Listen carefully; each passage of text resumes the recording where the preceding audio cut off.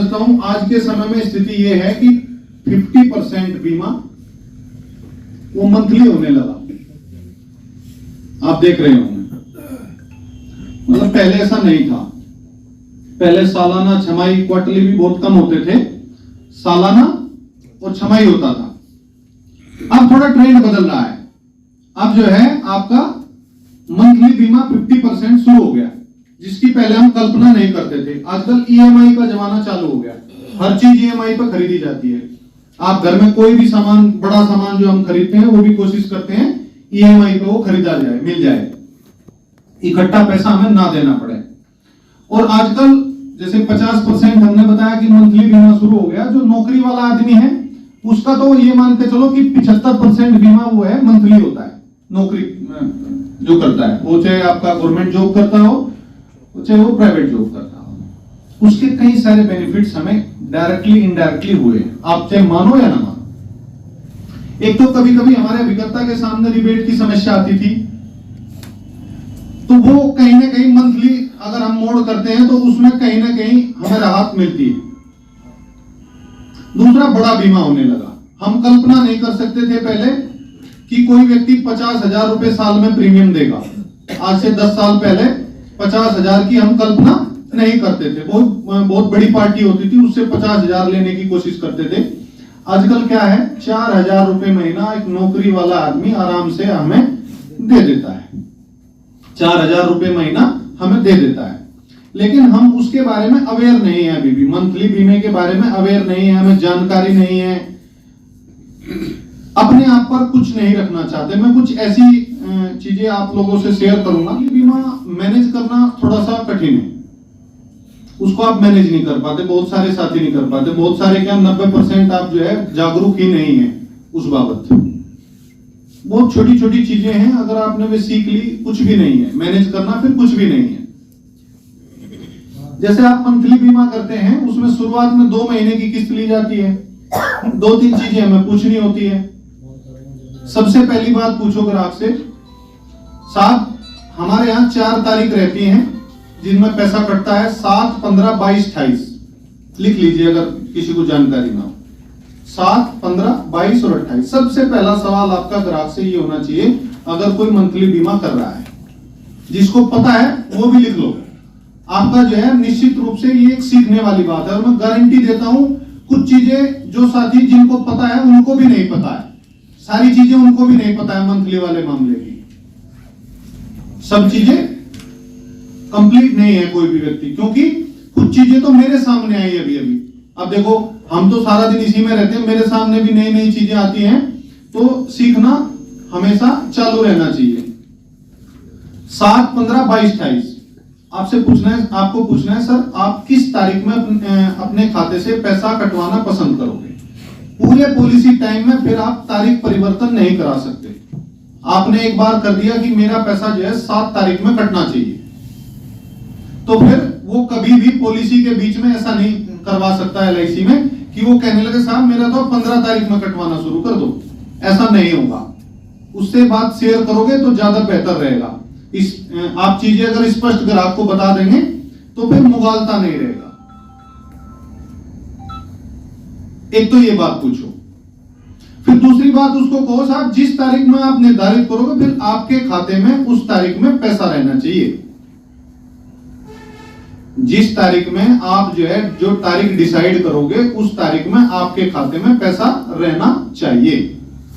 अगर आपका खाते में पैसा उस तारीख में नहीं रहा, बड़े ध्यान से सुनिएगा, ये चीजें छोटी छोटी चीजें हैं जो आपको पता होनी चाहिए, तो आप डिफॉल्टर कहलाएंगे। आप पे बैंक पेनल्टी लगाएगा 125 रुपए, कोई बैंक 175 रुपए की पेनल्टी भी लगा रहा है।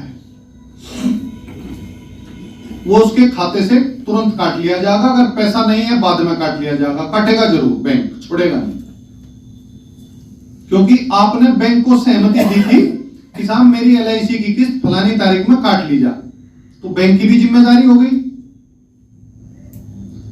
तो वो 125 या 175 रुपए काटेगा, हर बार काटेगा, जितनी बार भी पॉलिसी टाइम में आप डिफॉल्टर हुए। ये ग्राहक को क्लियर बता देना है, ठीक है साहब। दूसरा, अब अगर आपका 7 तारीख में किसी का पैसा कटना था, ये तो मैं बता दिया कि डिफॉल्टर वो कहलाएगा अगर 7 में उसके खाते में पैसा नहीं रहा। अगर इससे 15 दिन लेट हो गए, कितना हुआ, 22 तारीख हो गई और आपने जमा नहीं करी, ठीक है, तो आपका रिस्क कवर समाप्त हो जाएगा 15 दिन लेट होते।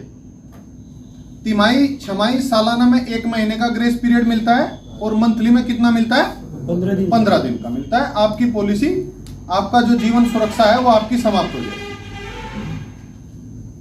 दूसरा, उसके बाद आप ये जो प्रीमियम है जो आपकी खाते से नहीं कटी थी, बाई चांस खाते में पैसा नहीं था, उस प्रीमियम को आप जो है 15 दिनों के अंदर अर्थात 22 तारीख से पहले आपको जमा करना पड़ेगा, या तो कैश काउंटर पे LIC के, या ऑनलाइन पेटीएम, गूगल पे, फोन पे, उसके माध्यम से आपको जमा करना पड़ेगा। अगर 22 तारीख तक आप जमा नहीं कर पाए अर्थात 21 तक जमा नहीं कर पाए और आपका 15वां दिन हो गया, तो फिर आपको 2 महीने की जमा करनी पड़ेगी साहब। 1 महीने से फिर काम नहीं चलेगा, वो आपका जो है 1 महीने की उठाएगा ही नहीं, 2 महीने की जमा करनी पड़ेगी। 15 दिन लेट होते ही, अर्थात आप समझ लो अब दिसंबर, जैसे दिसंबर है, 7 दिसंबर में खाते से पैसा कटना था, उसने जो है आपका 22 दिसंबर कर दी, 15 दिन लेट हो गए, तो फिर दिसंबर और जनवरी की प्रीमियम जमा करनी पड़ेगी।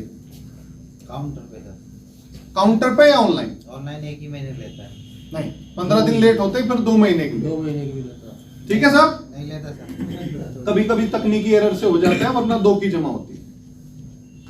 ठीक है साहब, ये समझे आप? नहीं क्लियर है? जैसे आपका मोनू ने सवाल किया, ये भी एक सवाल है। कभी कभी मान लिया 15 दिन के बाद भी अगर ऑनलाइन 1 महीने की ले रहा है, तो ये मत समझना कि 1 महीने की जमा हो गई और फिर अगली खाते से कट जाएगी, नहीं कटेगी, वो भी जमा ही करनी पड़ेगी, वो भी जमा ही करनी पड़ेगी साहब। 15 दिन लेट हो गए, भले ऑनलाइन 1 महीने की मांग रहा हो वो। जो सबसे महत्वपूर्ण बात जो बहुत लोगों को नहीं पता, मंथली वाले मामले में, जैसे 2 तरीके से होता है मंथली बीमा आपका, एक तो नेच, फिजिकल नेच, और एक ई नेच।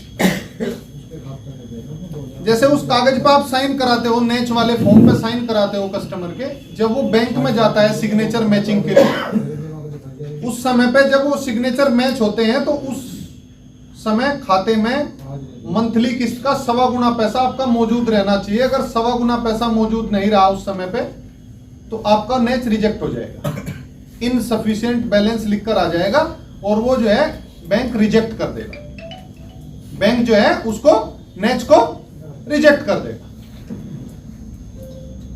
ये ध्यान देना साहब। आप मंथली बीमे में वो जो नेच का फॉर्म देते हैं, पता चला वो 1 महीने बाद बैंक में गया या 40 दिन बाद बैंक में गया, तो आपका क्या होगा, उस समय पे अगर 1.25 गुना पैसा नहीं है तो आपका नेच रिजेक्ट हो जाएगा। 1.25 गुना क्यों होना चाहिए वो आपको मैं बता देता हूं, कभी सोचनी होगी आपने। बताइए कोई साथी 1.25 गुना क्यों आता है? जैसे हम बात करते हैं, उसको ग्राहक पूछेगा 1.25 गुना क्यों रखूं जी मैं? आपने बताया नहीं सर, हमने कई बार बोला।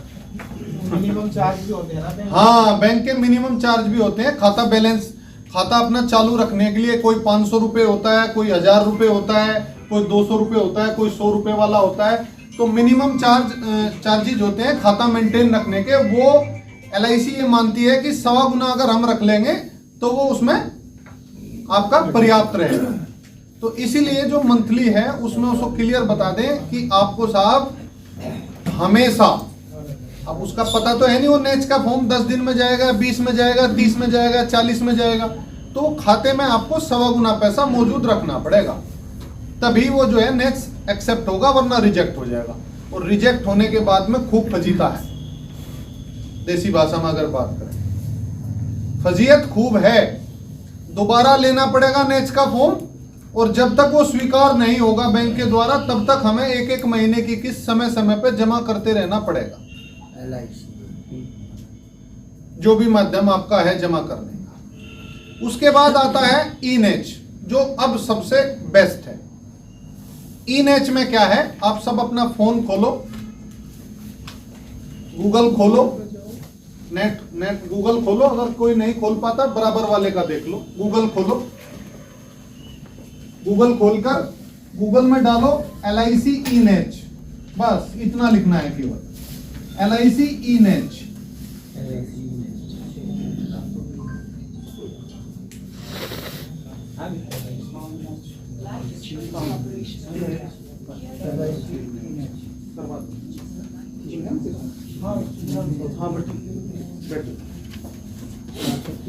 LIC ई-नेच डाल दिया, खुल का आ गया। LIC ऑनलाइन ई-नेच आ गया, पड़ोसी की मदद ले लो, आ गया खुल के।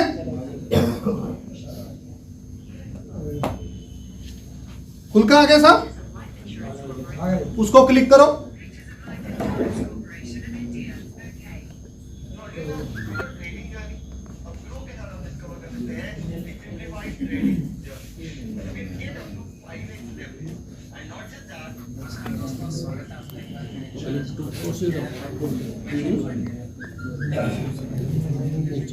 आ रहा है नहीं आ रहा लिख के?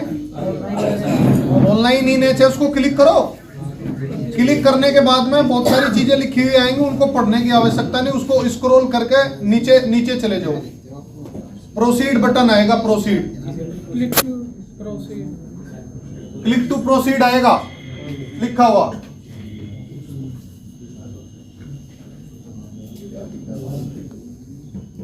जो सबसे ऊपर वाला है वो नीचे को चले गए, इसको क्लिक करो।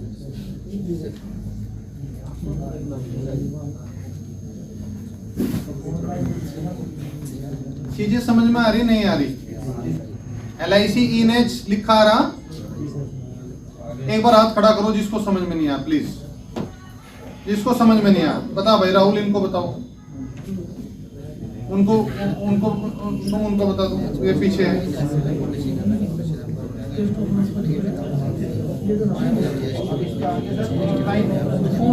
Policy number, click to proceed. एक बार फिर ईमानदारी से हाथ खड़ा करो, मैं आदमी भेजूंगा आपके पास अगर समझ में नहीं आ रहा। किसका नहीं खुल पाया वो हाथ खड़ा कर दो, किसका नहीं खुल पाया। और साथी खड़ा करो, खड़ा कर लो हाथ, कोई बात नहीं, इसमें क्या बात है। आ रहा? जी सर। इसमें पॉलिसी नंबर भरना है, उसकी महीने की किस्त भरनी है, बिना टैक्स के, बिना GST के, और आपका आगे भरना है उसकी जन्म तिथि। नीचे जो वर्ड लिखे हैं वो भरने हैं, वेरीफाई कर देना है। वेरीफाई करने के बाद जो पेज खुलेगा उसमें क्या भरना होता है ग्राहक को, उसमें खाता नंबर भरना होता है, IFSC कोड भरना होता है, और उसके बाद में वो IFSC कोड और अकाउंट नंबर उसे वेरीफाई करना होता है अपने ATM कार्ड से या नेट बैंकिंग से। नेट बैंकिंग कोई नहीं चलाता कोई बात नहीं, ATM कार्ड लगभग 99% लोगों के पास रहता है। वो उसमें ATM कार्ड का नंबर डालेगा, अपना पिन विन डालेगा, वो ज्यादा जानता है आपसे। ये कड़वा सच है। जानना चाहिए अभिकर्ता को ज्यादा, जानता है ग्राहक ज्यादा। कितने साथी ये मानते हैं कि आपके भरोसे पे कम, LIC के भरोसे पे ज्यादा इंश्योरेंस बिकता है। 60 बीमे की किस्त एक महीने में तो आती नहीं, आती है, आती है, हर महीने आएगी। तो एक दिन जाके चेक करा सकते हैं, करा सकते हैं नहीं? ऑफिस में मैंने बताया 2 दिन देना है। ऑफिस में वो किस चीज के लिए देना है साहब? अपने जो काम है उनके लिए देना है, एडजस्टमेंट करना है। सर्विस सबसे महत्वपूर्ण है। हमारे बीच में हमारे साथी हैं अमर, कितने हैं मंथली बीमे आपके? 150 मंथली बीमे है। बैठ लो। ब्रांच में जाते हैं 296 बताऊंगा, 296 पॉलिसी है इनकी। इतने दिन में 296 दिनों में 296 पॉलिसी हो गई। A to Z चालू, सब पॉलिसी चालू। इनकी जेब में अभी भी तलाशी लोगे तो मिल जाएगी। इस महीने में किनकी किस्त कटनी, 7 को किसकी कटनी है, 15 में किसकी कटनी है, 22 में किसकी कटनी है, 28 में किसकी कटनी है। एक दिन भी लेट हो गया उसके बाद दिन में 10 बार फोन चले जाएंगे। एक भी किस्त उनकी लेट नहीं है। 296 पॉलिसी है, इसे बोलते हैं सर्विस। उस काम में रम जाना, उस काम में रम जाना। हमारी पत्नी, हमारी माताजी अगर जो है जरा सा नमक तेज कर दे ना, बड़ा खराब लगता है हमें, बड़ा खराब लगता है, बड़ा खराब लगता है। मैं पहले भी मीटिंग में बताया था, मान लिया हम जो है प्रेस बाहर कराते हैं, अगर जरा सा उसने जो है दाग लगा दिया ना, उसके ऊपर चढ़ जाएंगे हम, प्रेस वाले के ऊपर। ऐसा करते हैं हम या नहीं करते? हमारा जायका खराब हो जाता है, हम जो है नाराज हो जाते हैं अक्सर। तो अगर ग्राहक का जायका खराब हो गया तो साहब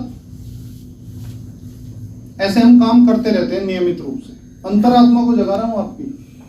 अगर ग्राहक का जायका खराब हो गया तो उस घर में आपकी एंट्री बंद है। और मैं पहले भी बताया था, आपका एक ग्राहक वो सोने की खदान साबित हो सकता है साहब। ठीक है, आपका वो कमजोर आदमी है, उसके आपका बच्चे जो है बहुत बड़े कामयाब हो सकते हैं, उनका इंश्योरेंस आपको मिल सकता है। जिसका बीमा आपने 1 लाख रुपए का किया था, उसके बच्चों का बीमा 20 लाख का, 50 लाख का हो सकता है।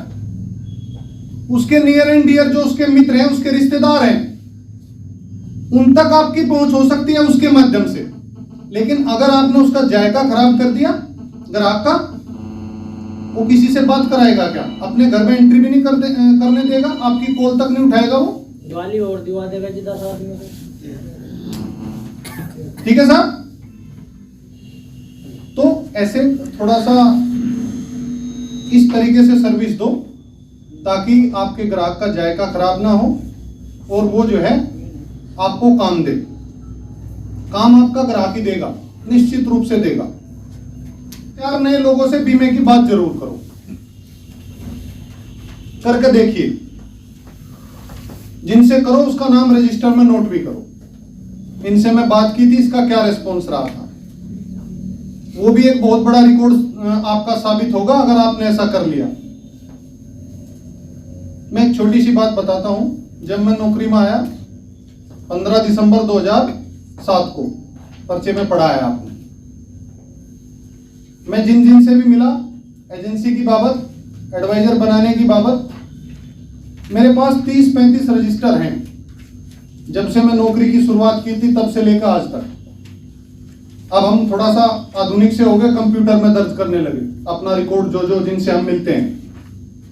वे रजिस्टर आपका समय समय पर हम उनको उठाते रहते हैं और उनसे जो है उनको फोन करते हैं, कॉलिंग करते हैं। ऐसे ही आपका भी काम है। जिस व्यक्ति से आपने इंश्योरेंस की बात की थी, हो सके उसके साथ में परिस्थिति उस समय पर ना हो, उसका बजट ना हो, साल भर बाद उसका बजट बहुत अच्छा हो सकता है। जिस व्यक्ति से आपने बात की थी, 1 साल 2 साल के बाद उसका लड़का जो है जॉब पे आपको जाया मिलेगा, उसकी लड़की आपका जॉब पे जाया मिलेगी। उसका हो सकता है 2 साल में जो है अच्छा उसका इनकम शुरू हो जाए। ग्राहक कोई भी जो है आपका खराब नहीं होता। एक एक व्यक्ति सोने की खदान आपका साबित हो सकता है, संभाल कर रखिएगा। मार्केट में चैलेंज बहुत है, कंपटीशन बहुत है साहब। दूसरा तुरंत लपक लेगा। ठीक है साहब, तो अपने आप को थोड़ा सा आधुनिक करो, एडवांस करो। उसके बाद में अपने आप को फिट रखो, स्वस्थ रखने का भी प्रयास करना है। जो भी आप माध्यम अपनाते हैं, स्वस्थ रहेंगे तभी आप काम कर पाएंगे।